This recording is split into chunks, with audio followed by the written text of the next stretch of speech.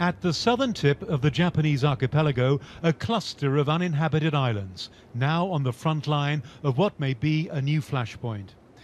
They lie close to significant oil and gas deposits, strategic shipping routes and lucrative fishing grounds. To Japan, they are the Senkaku Islands. China calls them the Diaoyus. But for 50 years, they've been administered and controlled by Tokyo. Taiwan also claims ownership. China's government had warned Japan against changing the status of the islands and has now reportedly deployed Coast Guard vessels to the area, as it has done many times before. It's a serious provocation against China's territorial sovereignty that a Japanese side passed a bill to change the name.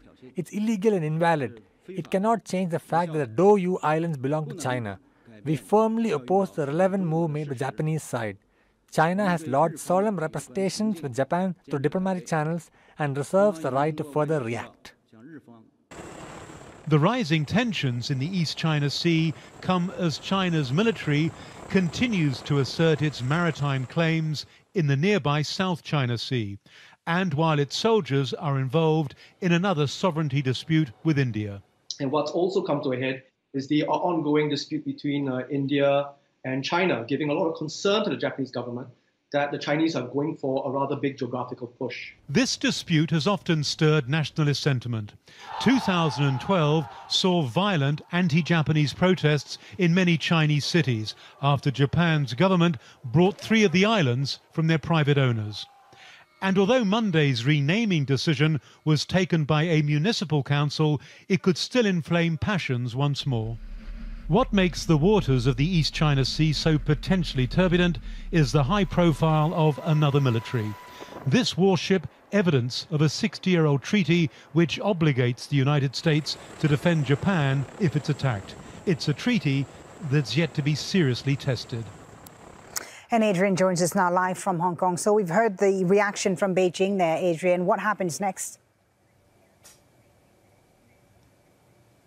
Well, China has said it's going to be sending Coast Guard vessels into those waters around those disputed islands. Japan says, well, no change there because that's what China's been doing for the past couple of months. And that is perhaps why this municipal council has taken the decision that it has. I think that as long as, both sides send their Coast Guard vessels into their area, then I think, this will not turn into a conflict. But if both sides decide to send warships into these troubled waters, then of course it could be a very different outcome. I think to look at the wider picture, we have to understand that for China right now, nothing matters more than sovereignty, whether it's bits of India that China says belongs to it, whether it's China's increasing assertive claims over sovereignty over Taiwan, and the way that it's enforcing its will on an almost daily basis here in Hong Kong.